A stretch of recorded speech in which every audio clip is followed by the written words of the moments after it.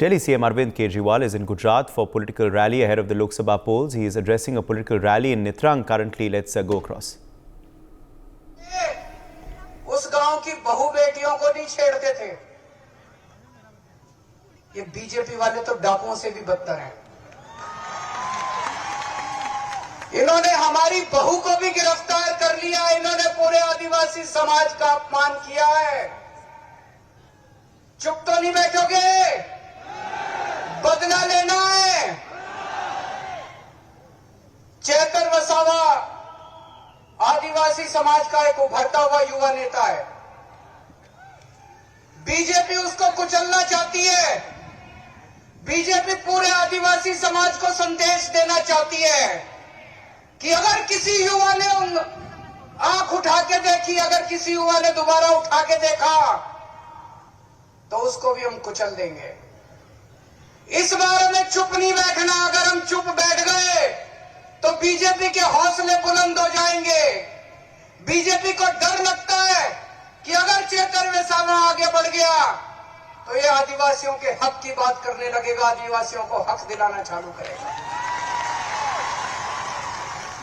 ये जितनी बातें अभी वर्षा बहन ने पढ़ के सुनाई, जो उन्होंने चिट्ठी में लिखी है चेतन वसावा ने, जितनी बातें लिखी है, स्कूल की बात लिखी है, अस्पताल की बात लिखी है, जल जंगल जमीन की बात लिखी है, रोजगार की बात लिखी है, जमीन हड़पने की बात लिखी है, फॉरेस्ट डिपार्टमेंट की बात लिखी है। 30 साल से बीजेपी का राज है। बीजेपी ने अभी तक क्यों नहीं किया? अगर बीजेपी कर देती तो आदिवासी समाज को चेतन वसावा की जरूरत नहीं थी। बीजेपी ने नहीं किया, इसी से चेतन वसावा को इनके लिए आवाज उठानी पड़ी। दोस्तों, बीजेपी आदिवासी समाज के खिलाफ है। बीजेपी आदिवासी समाज से नफरत करती है। बीजेपी आदिवासी समाज से शुरू से उनके खिलाफ है। मैं आपसे पूछना चाहता हूं, 30 साल से बीजेपी का राज है गुजरात में। आज यहां इतने आदिवासी गांवों से लोग आए हुए हैं, हजारों लाखों लोग आए हुए हैं। 30 साल में बीजेपी ने आपके गांव में कुछ किया? कोई सड़क बनवाई? कोई स्कूल बनवाया? कोई अस्पताल बनवाया? किसी को नौकरी दी? कुछ नहीं किया बीजेपी ने 30 साल के अंदर, कुछ नहीं किया।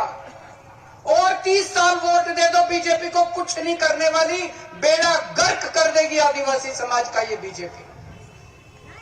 चेतन वसावा का क्या कसूर है? क्यों उसको जेल में डाला इन्होंने?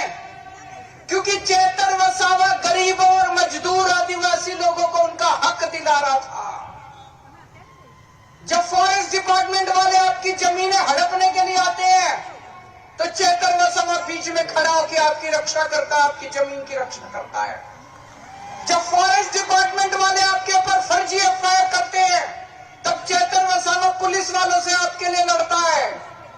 जब आपके स्कूल नहीं बनते, मुझे बताया गया कई स्कूल ऐसे हैं जिसमें एक भी टीचर नहीं है, कई स्कूल ऐसे हैं जिसमें एक टीचर है। चेतन वसावा अपने लिए लड़ाई नहीं लड़ रहा, चेतन वसावा आपके बच्चों की लड़ाई लड़ रहा है। दोस्त, अभी उन्होंने चिट्ठी में लिखा कितने सरकारी अस्पताल है, मुझे पता चला यहाँ के सिविल अस्पताल को प्राइवेट कर रहे हैं, किसी बड़े साहूकार को अस्पताल दे रहे हैं। अगर हमारे गरीब, हमारे घर में कोई बीमार हो जाएगा, हम कहां जाएंगे? वो अमीर आदमी, प्राइवेट आदमी तो पैसे लेगा, बड़े बड़े पैसे लेगा। दिल्ली के अंदर हमने सारे सरकारी अस्पताल शानदार बना दिए। दिल्ली के अंदर अब गरीब हो चाहे अमीर हो, सबका इलाज मुफ्त कर दिया। यही गुजरात में होना चाहिए कि नहीं होना चाहिए? इसी के लिए तो लड़ रहा है चेतन वसावा। आदिवासी समाज के लिए इतना हजारों लाखों करोड़ का पैसा आता है, केंद्र सरकार से आता है, गुजरात सरकार से आता है। कहां जाता है सारा पैसा? एक भी पैसा अपने गांव में नहीं आता, एक भी पैसा हमारे ऊपर खर्च नहीं होता। सारा पैसा चोरी कर लेते हैं ये लोग, सारा पैसा चोरी कर लेते हैं ये लोग।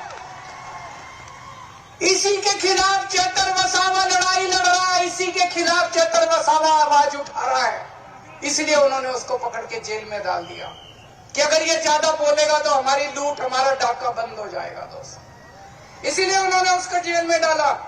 ये कसूर है चेतर वसावा अपने लिए लड़ रहा, चेतर वसावा अपने लिए नौकरी नहीं मांग रहा, चेतर वसावा अपने बच्चों के लिए नौकरी नहीं मांग रहा, चेतर वसावा आदिवासी समाज की एक आदमी के लिए लड़ रहा है दोस्तों। For more such videos, subscribe to the NewsX YouTube channel, hit the bell icon.